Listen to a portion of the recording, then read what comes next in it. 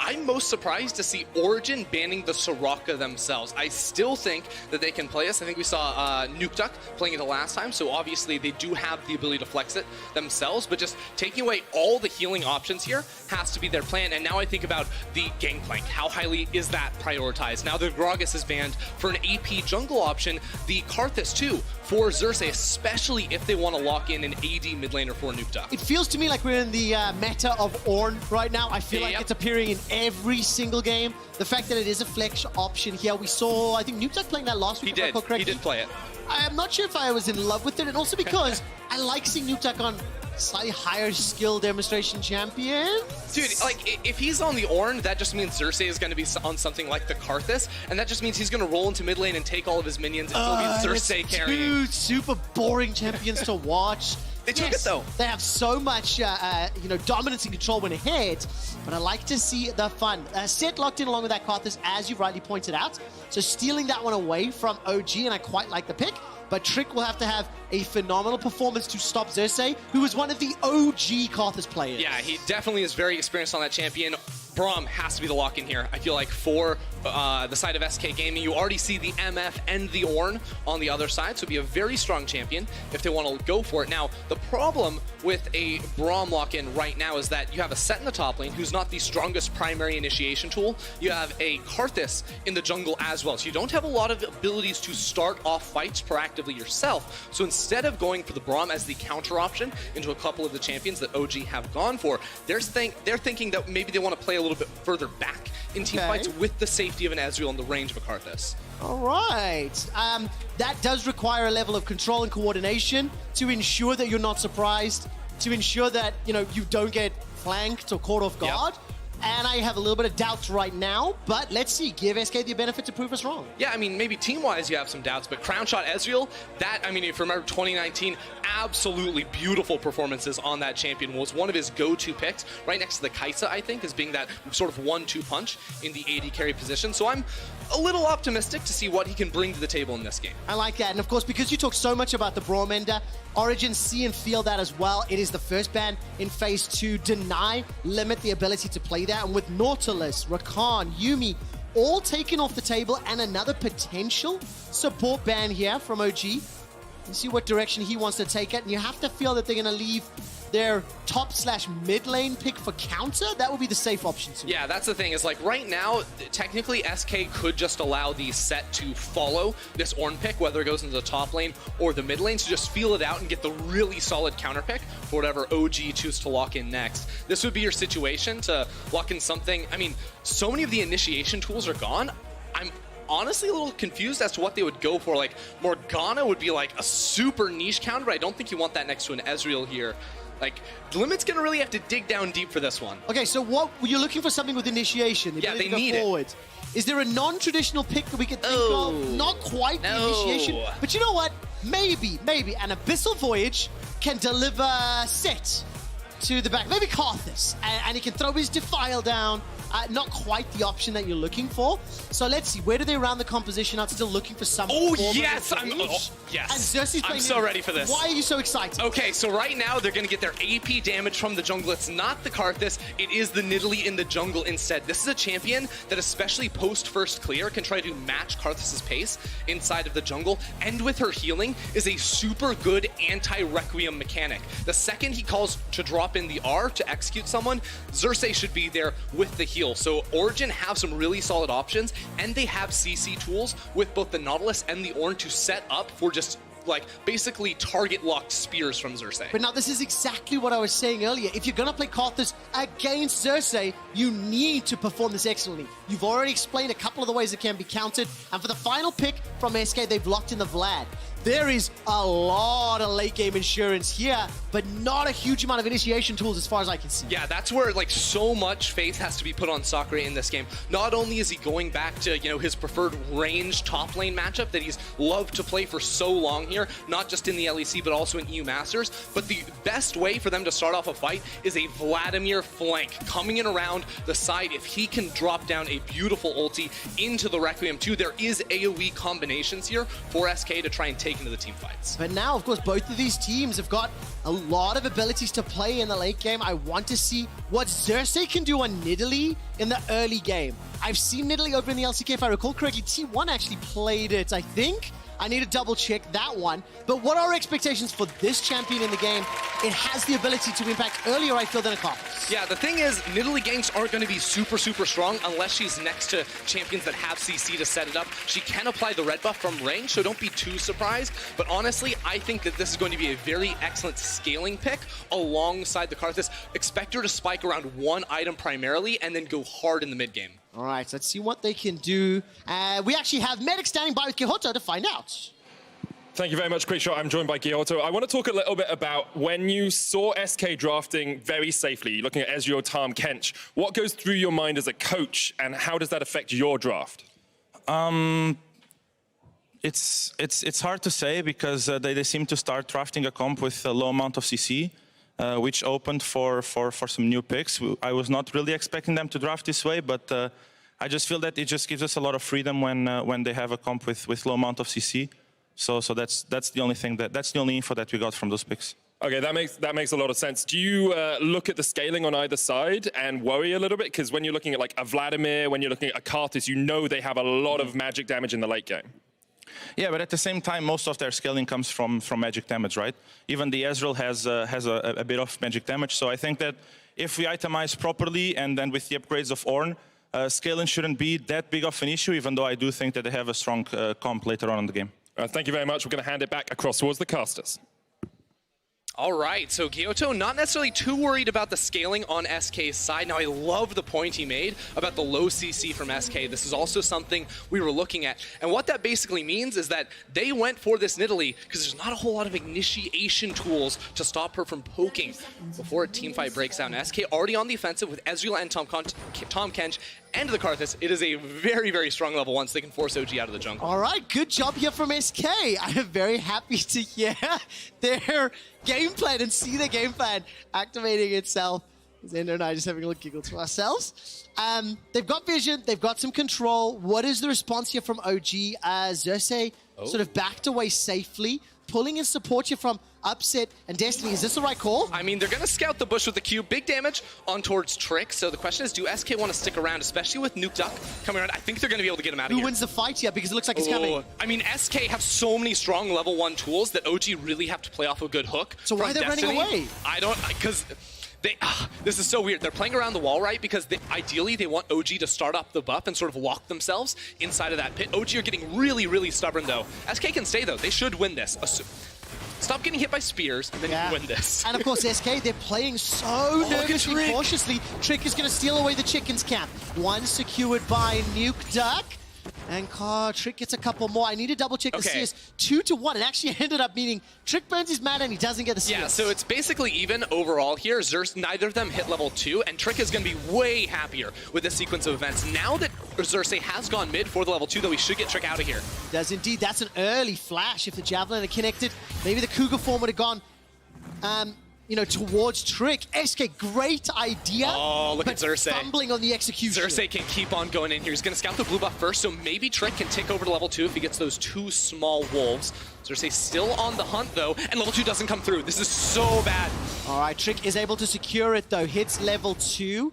I'm assuming putting a point into that defiant state of the Wall of Pain, and now Xerxe is going to hop across. So his red buff, if I recall, was not picked up yet. Right. And let's see if Xerxe can secure the 3 buff. Yeah, so the thing is, if Xerxe was able to actually get the red buff at level 1, he for sure wins this, because he can just go into a ranged form, into his human form, and just start right-clicking on Trick. And there's not a whole lot that Trick can do against that. Even with the Q being a very strong level 1 ability, it's not quite going to be enough. So now Xerxe very likely just sprints over towards his topside jungle, stops Trick from doing a whole lot, because as you can see, level 1 Karthus without access to a blue buff is just going to have to go for an early base.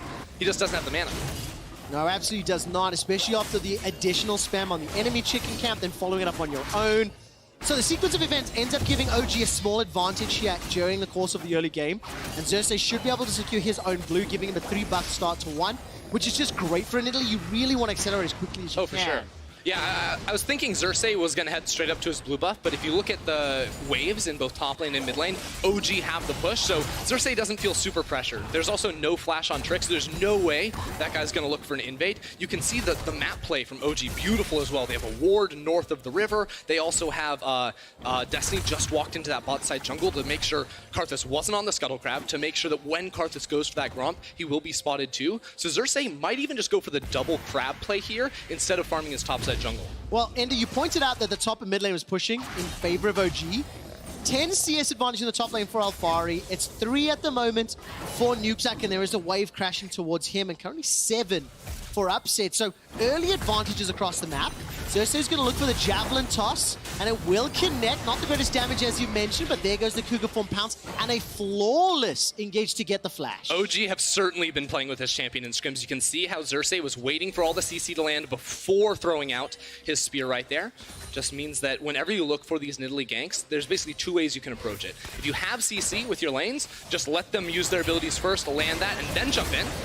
There's a quick little play down towards the bot side. Limit should be fine. And if you don't have CC, you pounce forward, go ranged, and start hitting them with the slows from red buff. And then you're going to be super, super happy. You can see at level 4 too, Xerxe just wants to run back right into Trick's jungle. He does indeed. He's going to be able to put the trap down. Goes into the bush, and now all of a sudden, Limit was able to respond. The fact the wave was pushed all the way to SK's tower means that support can come in very quickly. But the game plan is very clear to me. Xerxe just wants to give Trick a hard time. Yeah, and it's really interesting because I don't think Xerxe would have played this aggressively without SK's level 1 invade. Like, yes, Xerxe has the option to walk into the enemy jungle, but it really was delaying Trick's initial clear, getting level 2 first, and then Trick also losing flash that has made this so difficult for him early on. All right, Alphari, level 5 at the moment. I was waiting to see if Cannon Barrage would come up, stepping all the way forward.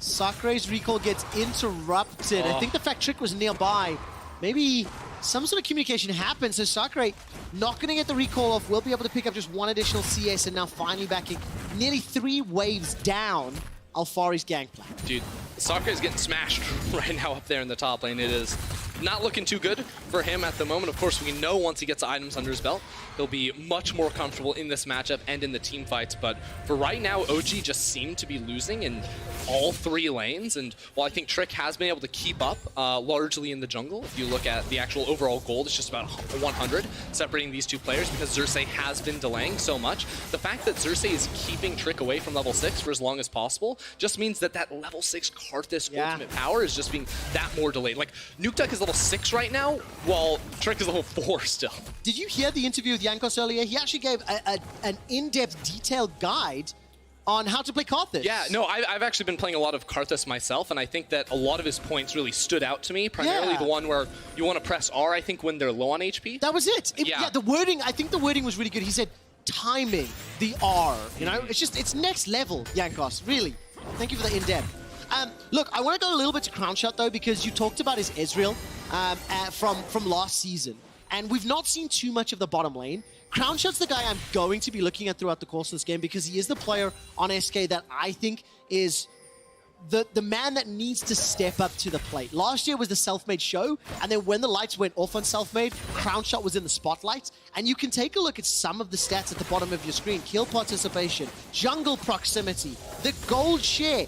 SK are trying to play around him, but it's just not strong enough yet. Yeah, that's the thing, right? Is like they are clearly invested in this player, bringing him through to 2020, but it's really hard to look good on a team that's 2-6 already in the season. Yet when they put him on these picks like the Ezreal and whatnot, that's what we need to see out of this guy in this game. His team doesn't have initiation tools. He's gonna have to put up really high damage numbers if SK want to have a good chance in a match like this, and takes a full bullet time to the face. I believe that is called Cast a Curse, as literally we start talking about him, and unfortunately he stands in the middle of bullet time, but with a little bit of HP, and he's got the Devour. Look, 1 Javelin toss, and that's going to be tickets. You got to be so careful. Trick's level 4! Lord Horn comes in, level 6 Xerxe, level 7 Nukeduck, and Trick is now flashless, level 4 at 8.5 minutes. Yeah, and like, we're talking about Crownshot right now. How bad does it feel to be him?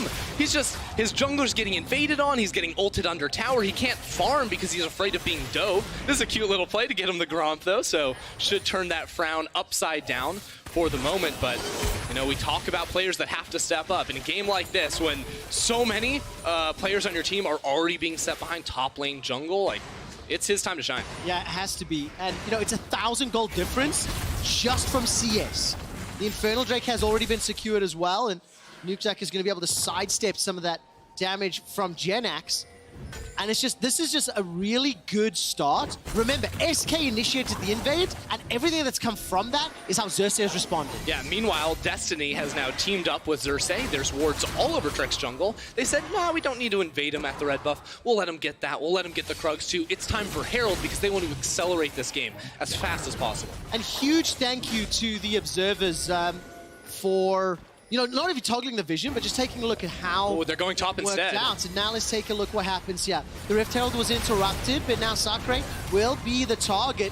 He's burning down, and he will be able to escape with his life right now, holding onto the flash, but he did need to blow the ultimates. Yeah, right now OG are just trying to take full control over the map, and SK are lucky that it's OG don't have the Karthus, because he would just press R right now, and Sacre would be very, very sad. But even with Limit moving towards the top side of the map, OG still have full control, still will be able to get this Herald. This is almost a game where you wonder, like, should SK have looked for the 8-minute Herald swap themselves if they're losing in every lane, or do you value getting the solo EXP on Crownshot bot side when all the supports have left a little bit more? Yeah, I get what you mean.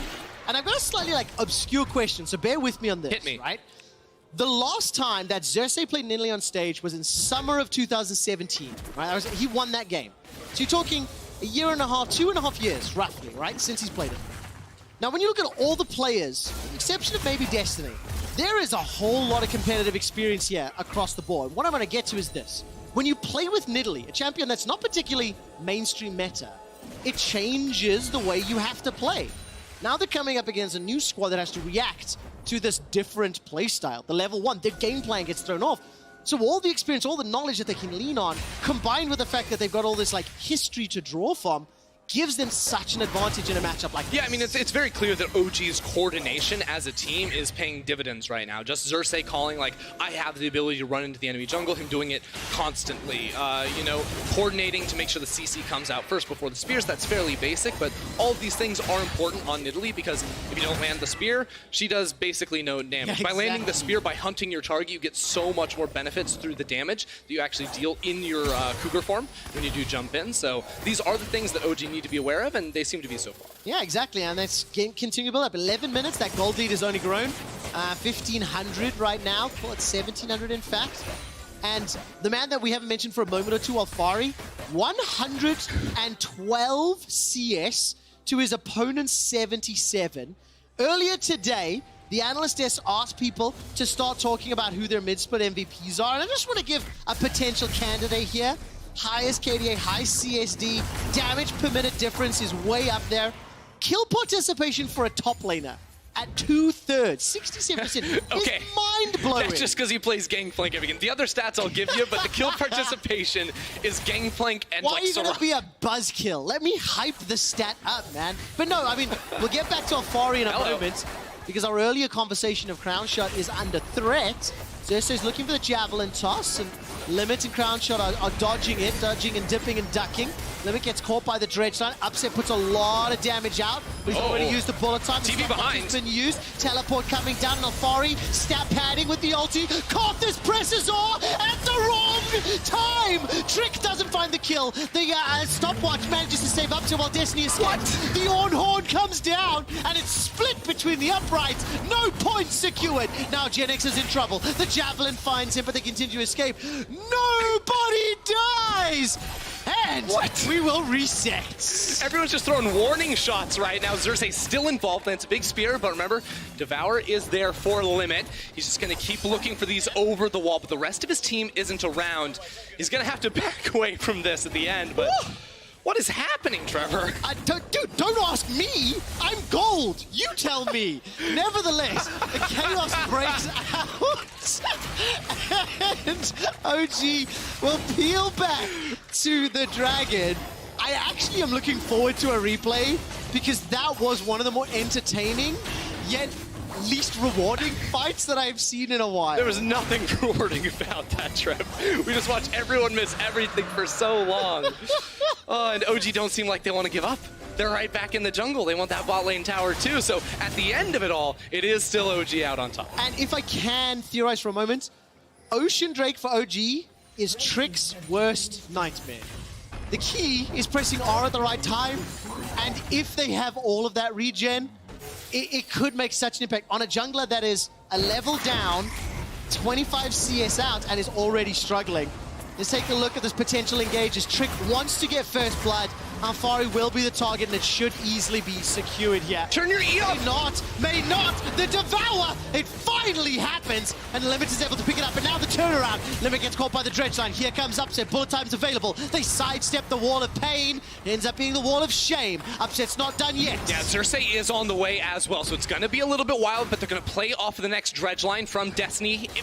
Oh, Spider Nautilus throws out the ultimate. The bullet time comes down. Limit gets picked up. That's one for OG. There you go. OG able to turn it around, and Xerxe still looking after towards Trick. SK put a lot of resources into killing Alphari there, so good on them to make it work out in the end.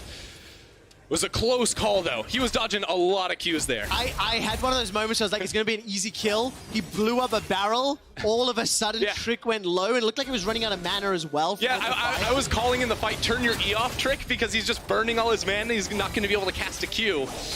In the end, though, was able to finish him off. Now, OG have the wave in top lane again. You can just see this is how OG do beat you. It's by controlling minion waves, right? They've gotten every objective so far in this game. They got that bot lane tower, and there's no way for SK to respond anywhere else on the map because SK went super deep to get that kill. OG chased them all the way down, so they get more chip damage onto that top lane tower, while Nukeduck was able to hold off 1v2 in there. Yeah, and of course, unfortunately, because all the action has been played sort of elsewhere on the map to a degree, yes, there's been some ganks in Crownshot's lane. He's stayed even. But truthfully, mid is behind, top is behind, Trick is way behind on this Karthus. SK Gaming find themselves in a 3,000 gold hole, and it will be difficult to come back because there's so many initiation tools on OG, so they can maintain this lead by pushing into SK over and over. Exactly, and you can already see, like, itemization-wise, like, Xerxe has 2 items, and yes, he's going for cheap itemization here, right, with the Athenes, the support build. He probably goes for an Ardent Sensor next, too, for a couple of the auto-attack dealers on his team, but that's going to help him max out on CDR very, very quickly. It's going to mean the heals are going to be there constantly, and then how do SK actually kill the backline? Well, that's going to be really hard unless they find perfect flanks with Sacre and Jenax. Can you theorize with me, like, sort of, you know, niddly builds within the context of this game and maybe how it would differ in other games? Like, do you like the slightly more supportive builds? So, in solo queue, I say grab yourself a Lick Bane, get yourself a Rabadons, you know, go full damage, a Medjai's, toss it in there. But in pro play here, when you have, like, a GP and the MF2, I think you go for the more supportive build.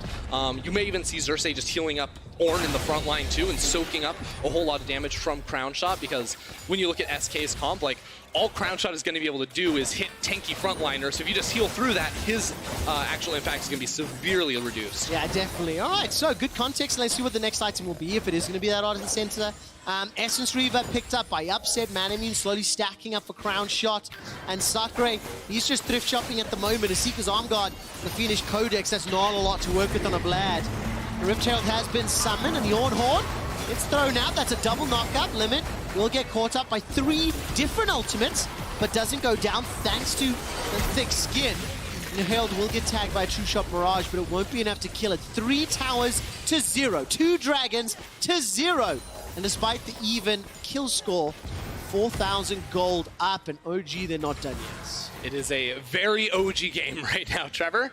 Now, Nukeduck also finishing off some magic resistance here. We remember Gyoto talked about that in the pre-game interview, or post-pick ban interview, I should say, where there's a whole lot of magic damage on SK's side. So now that he has found that item, it's going to be that much more difficult for SK to try and cut on through him. And also remember, like, regardless of the initiation tools to both sides, like, think about the range that OG's comp is bringing to the table with the Ornn ultimate, GP, Miss Forge. Like, they're going to hit you from a mile away. They're going to kill you before you even get to fight back against them. And that's what we've seen so many times, especially when SK are sort of bundled up, you know, huddled underneath the tower. They just throw down that Ornn horn into the Nautilus ultimate, and then a bullet time, and you get a kill, or you get a summon, or you chunk them out, and that turns into objectives. That is only going to be, you know, really zoomed in on when we get around these neutral objectives, like a dragon or perhaps a baron later down the road. OG are going to thrive. One could say the magnification of those abilities will be felt when we zoom in on those clumped up team Look fights. at the flank, look at Ornn roaming down towards mid as well. We're about to see a big team fight. All right, Alphari, stat pad with a cannon barrage. That's a 1, 2, 3, 4-man stack. All of a sudden, Jenax is coming in, but the party's going to be simply too late. Bullet time comes out, and the magnification of the range is great. Oh, flash spear! Will be able to pick up the kill. And the Thatch Javelin toss manages to find another. Defensive flash from Sacre and Crownshot. They're slowed by the call of the Forge Guard, but the knockup will not land.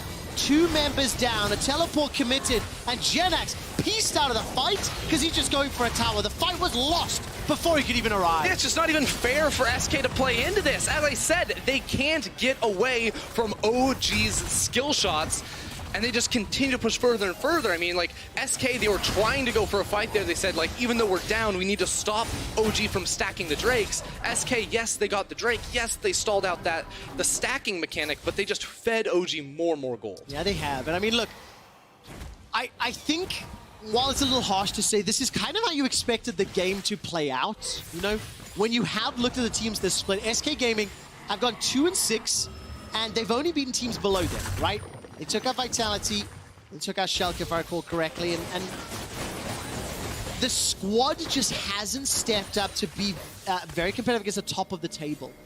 This is the end of the first round robin, and for SK, some big things have to start changing for them to start looking maybe lower down, looking at the likes of Rogue, Mad Lions, XL, and try to pick up wins there. And if you can scrape into the top 6 for playoffs, but it has to start in the second half of the split. Yeah, and that's where you're like sort of like trying to identify like which players do we feel like need to step up. And for Crownshot, a guy who I think, you know, is one of the better players on this roster, you'd love to see more out of him, but it feels like almost when you see sort of a team get outclassed in this way, just like OG's teamwork versus SK is just like huge gap between the two in a match like this, and this is just evidence to that. Yeah, and look, the man on your screen, Tricky, will be able to escape the flash dredge line. It looked as though Destiny caught himself on a wolf, and Destiny's going to go underneath the tower. Right, Requiem comes down. That will do some damage. Sacre is now inside the fight as well. He completed the TP. Will be forced to go into the W and escape with his life. Teleport committed for that one. The second factor I want to bring into that discussion is, yes, Crownshot has to step up to carry, but I also think Trick needs to find a bigger impact. We have made some jokes in LEC update a few times. I personally have been critical in previous games, and I just think he's not having the level of impact that SK were anticipating, and his play is slowing SK down in some ways. Yeah, I mean, this also just felt really doomed from him from level 1, so it's like, it's hard to find a lot of fault in that, because again, that seems to me like... They committed to a play that backfired. Right, exactly. Like, that's a team-wide decision. I just feel like they needed to play it much faster and not allow Nidalee to just hit you with spears and then maybe land the smite around the Rafter camp so that you can hit over towards level 2 and gain some more control. But after that, his impact has been so severely limited that SK going to be very happy to find the 1-for-1 trade in this topside play. And I just want to put some numbers to that like second half of the split discussion that we talked about. You can see SK 2-6 right now, Xerxe 2-7, XL 4-5. Okay, so 1-2 games difference. Imagine if XL drops a game to SK. All of a sudden, that's a 1-game difference, right? There's 9 left to play after today. And on the other side, Origen, you assume they're going to finish this out. They'd be sitting for a G2 and Misfits at 7-3. Holding on first place. I cannot believe Misfits are up there. Yeah, I mean, just to see, you know, those 3 teams and it to be that Misfits on the 5 or 7 game streak, going to be a big deal. But OG sort of expected for them as they go to engage. Definitely the case. Once again, the Devour comes out, and now Jenax gets stunned up, locked down. Bullet time does a lot. Oh my word! Give that man some air miles because he was flying. Nuke just sniped him out of the air, and OG able to continue also, on the advance. What are you meant to do? Put yourself in Jenax's shoes. A long-range Ornn horn, a long-range Nautilus ultimate, that just feels bad, man. Just leave the jungle. Like, team is down like 7,000 gold too. Yeah, SK, hide in your base. It is nothing outside of there belongs to you anymore. You do not have any power, any say whatsoever in this game. Oh. Even if it looks like you're at a numbers advantage, you're not. Slow-mo, slow-mo, slow-mo. Give us a slow-mo. Yeah.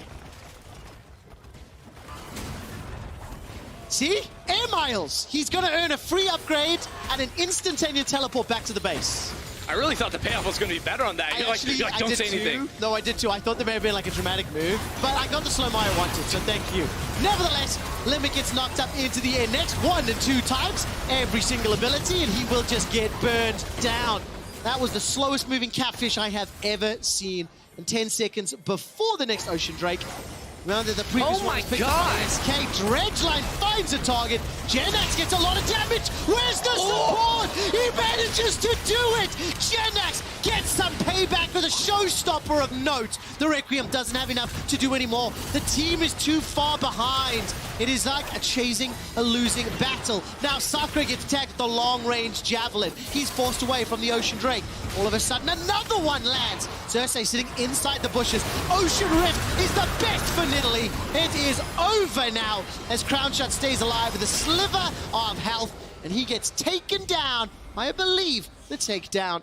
And all of a sudden, what looked like a great start fizzles to disappointment. Yeah, I mean, it starts with like multiple hooks here landing from Destiny on towards Limit. This is where I was sort of questioning, like, do SK realize how far behind they are? Because Jenax is still not in this fight, so Limit just gets caught out and immediately goes down. And then Jenax is like, screw it. I'll go back in again. Doesn't matter. They really want to contest that Drake. Do not want to give OG the third one around. And then with the jump on in and the 3-man grab into the true damage, repositioning the flash to get the true damage onto Misfortune. Like, that was a really solid play coming through from Jenax in a game that's just been entirely grim for SK. Okay, so Crownshot and Jenax. These are the two we're looking at for the second another name, Trev. Half of this. I mean, look, that was a really sick play. I think it was a little bit of OG grouping up as well, right? But all credit to Jenax for seeing the opportunity. And I actually missed it during the play-by-play. I was very focused elsewhere, but I was Trick that actually secured that dragon. So 2 Oceans on the side of SK. If you can, by some miracle, stall out for the soul, maybe, but it's a 10K gold deficit. So, Trevor, do you think the second Ocean Drake is worth the Baron? Because that's what OG got during the replay. There we go. Right, I take that back. OG are in such a great position. They've got the ability to push, and that range that you talked about earlier that's going to be zoomed in under these inhibitor turrets, that's going to be so difficult to deal with. Yeah, there's going to be no escaping too. Like, all these spears are going to be going flying around when you're underneath this tower. So Xerxe probably just going to play inside the jungle looking for spears over the walls. No, he's going to walk forward with the rest of the team and try to knock this one down. TP behind, though. Okay, where is this? Is this Jenax? It's Jenax. Let's see what he can do. Looking for the ultimate, and that's the slam down onto Upset, but once again gets pulled backwards. Some heals coming up from Nidalee. Upset survives so much longer than I was expecting, but Jenax gets his man. They hold off on the Baron-empowered siege for now. Okay, Jenax, I'm liking what I'm seeing so far. He just picked Upset up and threw him across the wall, so it wasn't even a 1-for-1 trade that time. OG's still going to be able to get this turret in the end, but Jenax needs to continue to try and find these plays. The difficulty is, TP only comes up every once in a while. Like, you're not going to be able to make that same play unless you're able to maneuver around the enemy vision, which right now OG have full control over. Jenax said it in the little interview we ran with him just before this game. We're playing OG. Scaling. And that's what they're going to need to do. They need to scale to a point they can be more relevant. And they need Sacre to survive these levels of engages, which he has done for now. The tower is under siege. And in the mid lane, Alphari is shoving in with that GP. Dredgeline will catch Limit, but no flash available. But like, this is the least effective wave clear, maybe on the team. And all of a sudden, the tower is going to fall. Oh, that's a hook, though. Oh, my word. You needed to W before, or flash or something. The Devour will work out. Crownshot. Woo! That was a very bold arcane shift. There was no further CC to follow up. Destiny's ult was on cooldown. And Jenax is still playing the split push game. He's taken the tower. Dredgeline will get interrupted by the arcane shift. The tower falls once again. There is a late recall from Jenax, and the inhibitors being received. No, Jenax has just come back. Upset walked all the way here too and is playing in the fog of war, so SK do not actually know. No, he was spotted walking over ward, going through that jungle, so SK do know that he's around. Still, had Jenax been there, I feel like SK may have been able to hold on to that inhibitor tower. just killing Upset in the first place by Jenax stalled out so much of this Baron that they weren't able to go even further and actually knock out an in-hit. Which is actually insane, right? Because as we started talking about that, I was kind of setting up there's a potential like a Soul and Elder win condition for SK, which I instantly gave up on because of Baron. But SK have been able to stall because of a single play from Jenax. He bought enough time. 2 of them, actually. There we go. Now it's 1 minute, sorry, until the next Ocean Drake. And SK haven't been emboldened enough to push for their vision line, but they are grouping up and stepping forward. Destiny just about able to get that, but the Arcane Shift put enough distance, and that means the flash is down. Yeah, so right now, Alphari's pushing up in the top side. I wonder how deep he wants to go with push. Not that deep. Instead, he's just going to push out that wave and start to rotate back towards the team. Now, SK picking up the last 2 dragons means that like they very clearly wanted to stop OG from getting to that sort of soul point win condition here, but I don't think they had the ability to actually leave their base this time. And if they lose a bad fight around the Baron at 30 or around the Dragon at 30 minutes, like that could just be the game. Now that all these inner turrets have been knocked down, now that bot lane inhibitor is exposed, so this time SK just gonna give this one up and probably play for Dragon 4 for OG. It feels that way, and I think I need to give some kudos here to SK. They've been able to stall the last few minutes.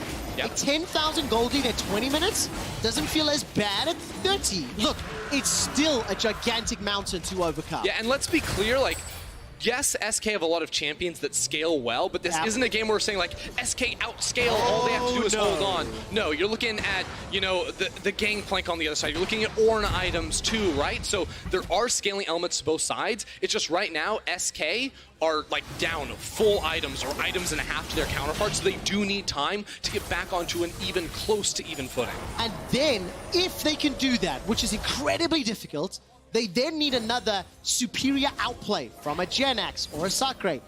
But also, crucially, by that point, Trick's Requiem's become a lot more valuable as we scale up. He's got himself the Void Staff. Sacre has picked up the Death Cap. You got 2.5, nearly 3 items here for Jenax as well. But I think this next Baron could be the deal breaker. Yeah, you speak about items too. I'm looking at the QSS on Upset because now how does Jenax play the fight?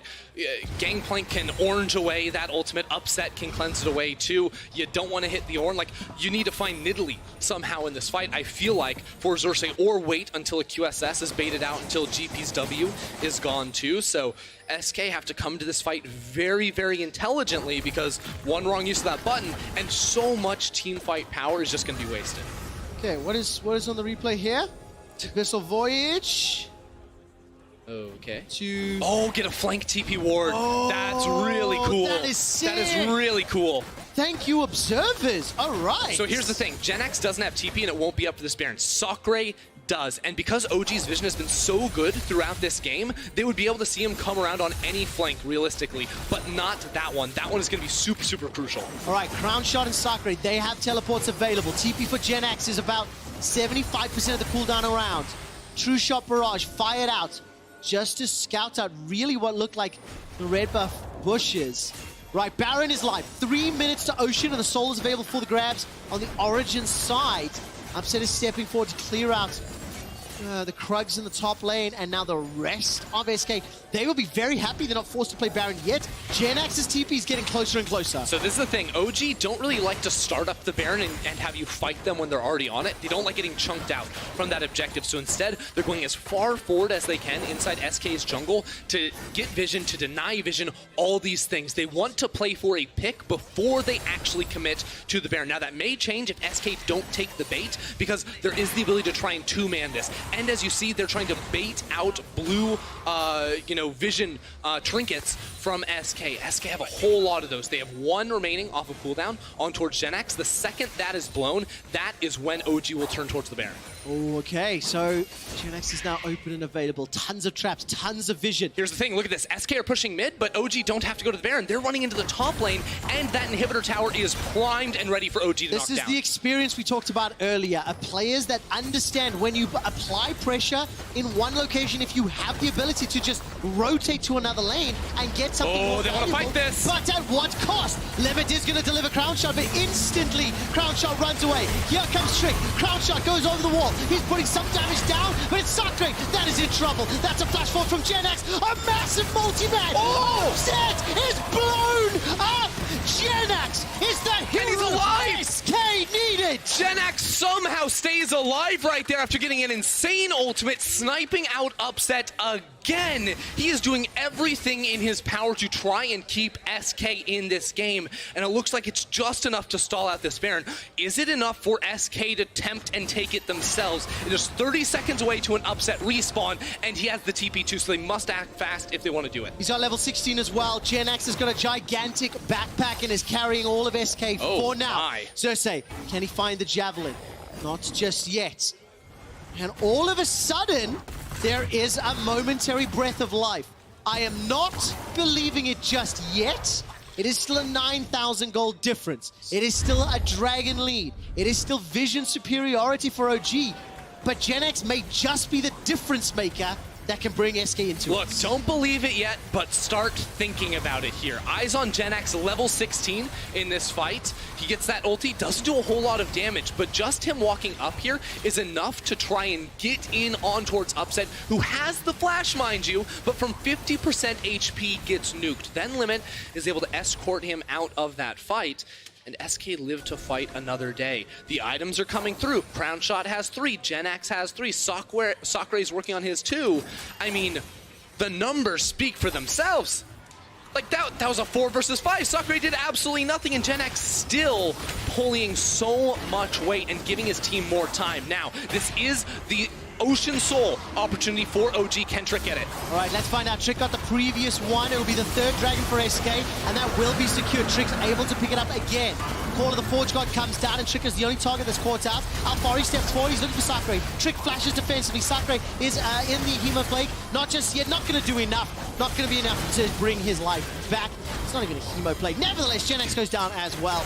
I completely stumbled over my own words, but SK get Ocean at the cost of what I anticipate being Baron, maybe the game. That's 3 members dead, 2 of whom for 40 seconds. Yeah, OG are just going to look to run this one straight on in here. They have the engaged tools to try and force fight. They have the tankiness with Ornn and Nautilus to tank the towers. They are going to push for the end, and the damage dealers from SK are 30 seconds away. It'll be a 5v3 at the Nexus towers, and OG have the tools they need to try and push this one through, but the wave clear is strong enough with Xerxe. Yeah, or, sorry, with Trick. With Trick on the Karthus. The 2 of us are getting tongue-tied because we're so caught off guard by this game. Now look, he's bought enough time for Limit to get back alive. Nukeduck forced to dash away to safety. Crownshot can chase. Wait a second. Jenax has TP in 10 seconds. His ultimate coming up around that time as well. You can see that the assist being pings. SK Gaming want to try and find him. I think OG have gotten further enough away, though, so it won't be possible. Oh, man. Okay, but if OG stop Baron, there is a possibility. I believe the water's just been cleared up on the northern side of the mid lane river. Jenax will be late to this party. SK, they don't want to commit to it. 2 inhibitors down. Baron secured.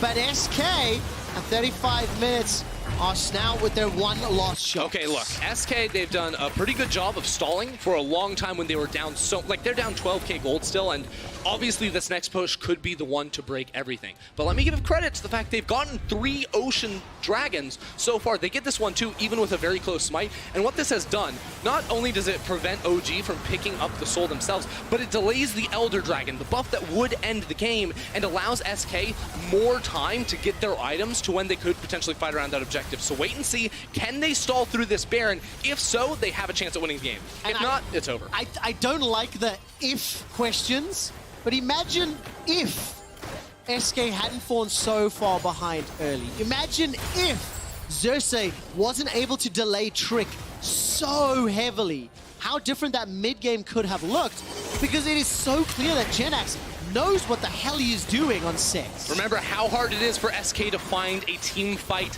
initiation. No flash on Jenax just yet, so they're going to have to give up the inhibitor. The last fight, they're going to draw the line right outside of their Nexus towers, and that's where they will try to go for the team fight. And all OG have to do is look for a pick, look for a play off of a good dredge line from Destiny.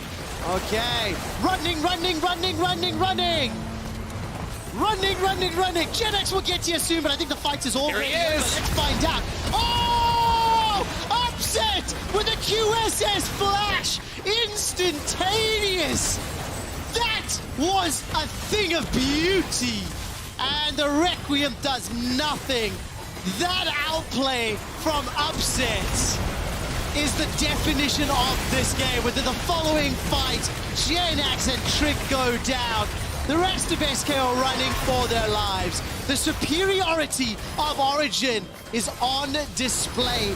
And despite a heroic effort from Jenax, OG win the game. OG are definitely going to go back and look at that one too, because they had such a big lead early game. So flawless from them. Things stalled out for a little bit around the mid right there, but it felt like even with some bad fights, they held on to control. It was just starting to slip, and that's when they, got back down to brass tacks and knocked it out. I really like the fact that Jenax can just demonstrate the impact a single player in a deficit, but with, finding the right target, finding the skill shots, what it can have. Unfortunately, it's just not enough. The team was so far behind that it was a delay of the inevitable. Yeah, and also eventually the itemization is going to make you irrelevant. When the enemy MF picks up a QSS, a GA on top of that, there's not a whole lot you can end up doing right there, regardless of how hard you do try. And believe me, he tried really hard. Yes, he did. So that sets the scene looking forward. We've already talked a little about what SK have to do. We turn our attention to OG, tied at the top of the table with Misfits, 7-2, if I recall correctly, both of whom. So they finished the first round robin. Quick update on Kia Player of the Game. Head over to Twitter at LEC and vote for Alphari, Xerxe, or Destiny.